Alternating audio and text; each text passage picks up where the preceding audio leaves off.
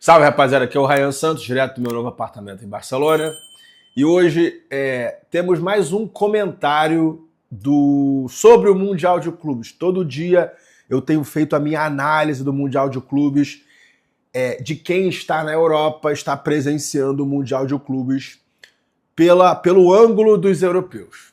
E eu tenho certas observações para fazer, mas antes das observações, eu vou pedir para você dar o like e se inscrever nesse canal. Estamos cada vez mais próximos dos 800 mil inscritos e eu conto com você para chegar lá. Rapaziada, eu quero começar pelo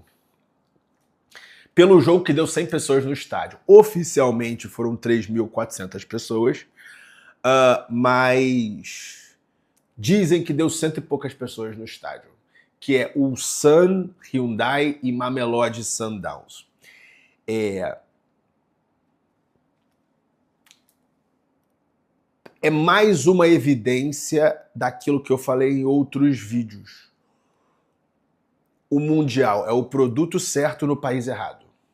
E agora eu entendo por que colocar nos Estados Unidos é como se fosse um evento teste para a Copa do Mundo ano que vem. O produto digital é bom, o produto físico é uma merda.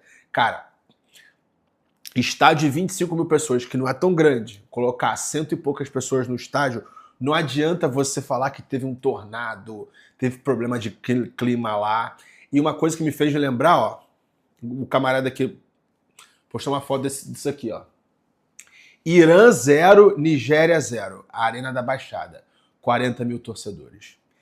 E eu não sei você, mas eu acredito que esse Mundial de Clubes fosse no Brasil um jogo entre Ulsan e Mamelodi Sundowns, na Arena Cuiabá ia lotar ou ia pelo menos colocar umas 30 mil pessoas lá. Outra coisa, eu vou ler aqui um tweet do PV Dinizista no Twitter, olha só. O careca da FIFA tem que manter essa competição a qualquer custo.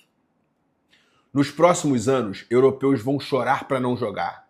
Vão inventar 1000 desculpas, mas a realidade é uma só. O rei está nu. Tá feio para eles. Estão tomando apavoro de times que gastam 10% do que eles gastam. Estão manchando a reputação do grandioso, imbatível futebol europeu. Lembrem-se que as seleções europeias já evitam amistoso com a gente por esse mesmo motivo. Antes de eu falar sobre esse tweet, eu quero sugerir a vocês aí a viabilidade da Taça Pedro Álvares Cabral. O que seria a Taça... Não, Pedro Álvares Cabral não, vamos dizer Taça Dom João VI, porque ele foi rei dos dois países. Ó, você pega o campeão brasileiro e joga contra o campeão português. Vai jogar aonde no primeiro ano? Cara, pode jogar em Portugal no primeiro ano. E a partir do primeiro ano, quem ganhar, o próximo ano vai ser na casa. Tipo, ó, Botafogo contra Sporting. Botafogo ganhou em Lisboa. Ano que vem, quando, sei lá, o Palmeiras ganhar, vai jogar no Allianz contra o Benfica.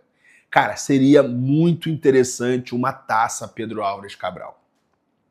E por que a Taça Pedro Álvares Cabral não acontece e não tem nem amistoso, nada entre times europeus e times sul-americanos?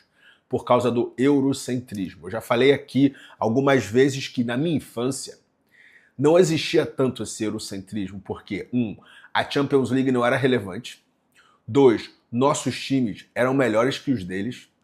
3, é verdade que antes da Lei Bosman, cada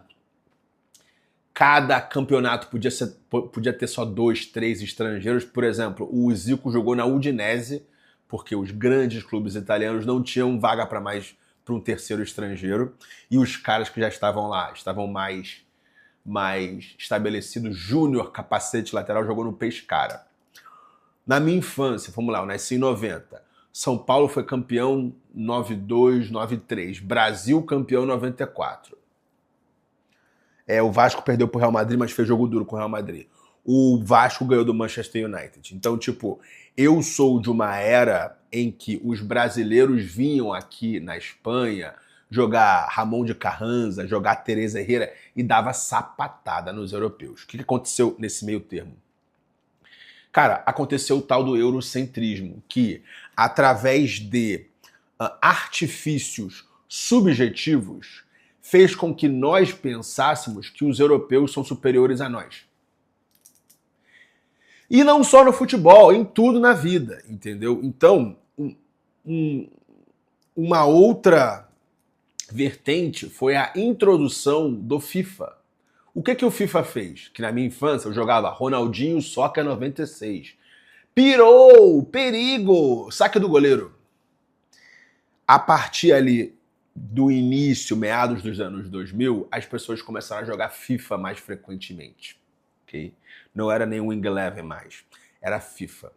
E o FIFA dá realmente prioridade para as equipes europeias.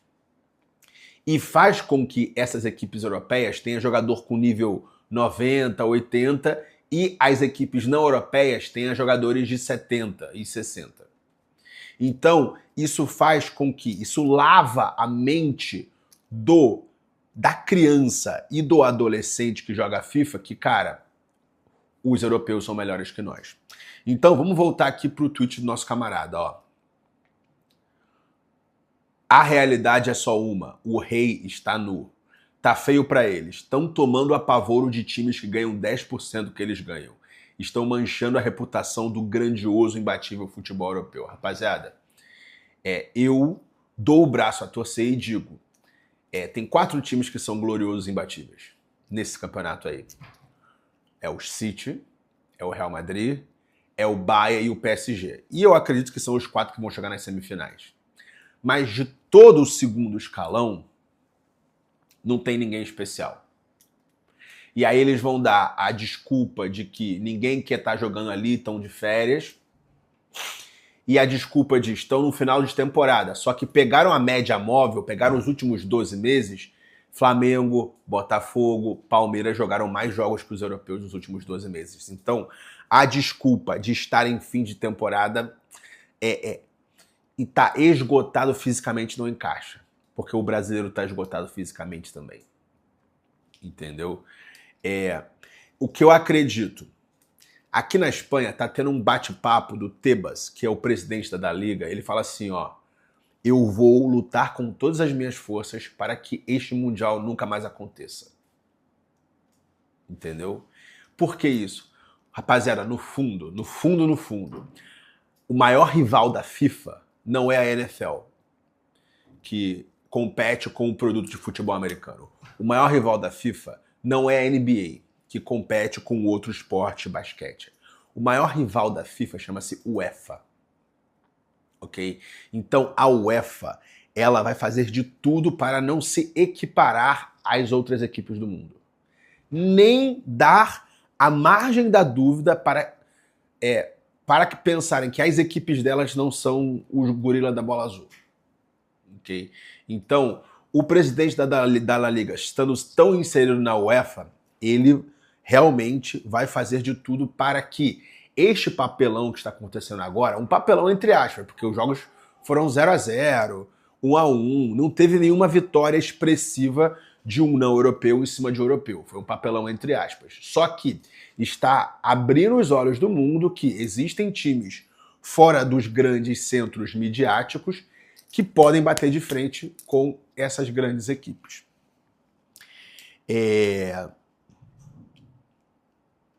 Então, o que eu acredito que vai acontecer?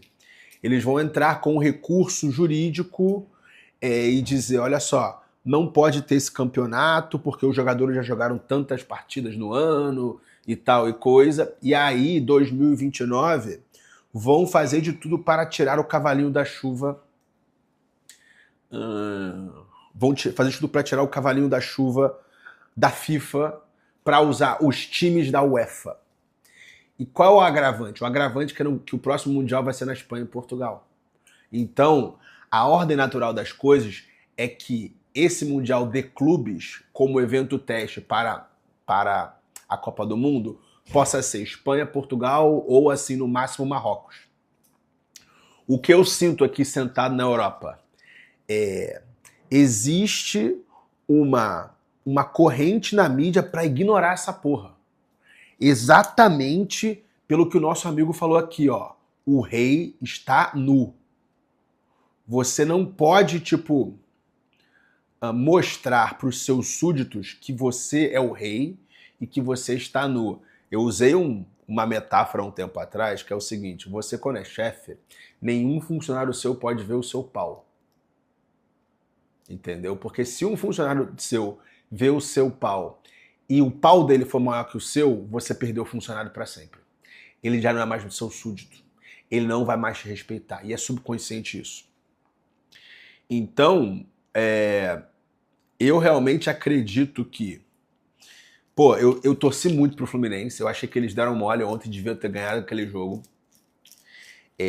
Chega de clubismo, cara. Eu tô torcendo muito para os times brasileiros, sul-americanos, latino-americanos. Não assisti o jogo do Inter e Monterrey, mas assim, fiquei feliz com o resultado. Na verdade, era para ter ganho, assim como o Boca era para ter ganho do Benfica. Os dois times deram mole por ali e tal, mas vamos virar a página. Eu quero perguntar a você, qual é o time que está mais bem posicionado para ir longe nesse Mundial? E você acha que esse Mundial da FIFA, ele realmente serviu para acabar com o eurocentrismo, com o complexo de vira-lata, não só com relação a nós brasileiros, mas com relação a nós latino-americanos? Olha só, os caras são grandes, mas não são dois, entendeu? É a mesma coisa, você coloca um monte de mídia em cima de um cara que é top, mas não é fora do padrão. Eu vou dar um exemplo aqui e você vai dizer que eu vou falar merda, mas é o seguinte: você talvez não tenha vivido os anos 90. Ronaldo, o fenômeno, ele virou o fenômeno por causa da Nike. Por causa do eurocentrismo, do Nike-centrismo. Existia um jogador chamado Romário que era melhor que ele. Entendeu? E eu falei no outro vídeo, o Ronaldo fenômeno. Se não fosse o ano de 2022, ele seria o Luiz Fabiano. Ele seria o Fred. Ele seria um bom camisa 9, um cara que fez muito gol, mas ele seria um bom jogador. Herói do Brasil foi porque ele ganhou a Copa de 2022 e botou no bolso. O Romário era maior que ele. Entendeu? Qual a diferença entre o Ronaldo fenômeno e o Romário? Eurocentrismo, mídia e Nike. E é exatamente o assunto que eu estou colocando aqui. Romário versus Ronaldo é igual a FIFA versus UEFA, é igual a futebol latino-americano versus futebol europeu. O mesmo produto, uma habilidade muito parecida, só que com muita mídia, muito branding, muito marketing em cima, que deixa a gente tão sufocado para dizer assim, opa, beleza, eu confesso, você é melhor que eu, entendeu? E tudo isso é uma questão geopolítica. O que você achou desse vídeo? Coloca aí nos comentários. E qual dos times latino-americanos consegue ir mais longe? Eu acredito que o Al Hilal pode tirar ponto do Real Madrid. Eu acredito que o Botafogo pode surpreender ou o PSG ou o Atlético de Madrid ou os dois. Ok? E eu acredito que o Flamengo vai o mais longe de todos. Especialmente se ele passar em primeiro. É isso. E eu tô muito feliz com a atuação do Fluminense no dia de ontem. Tamo junto, é só o começo.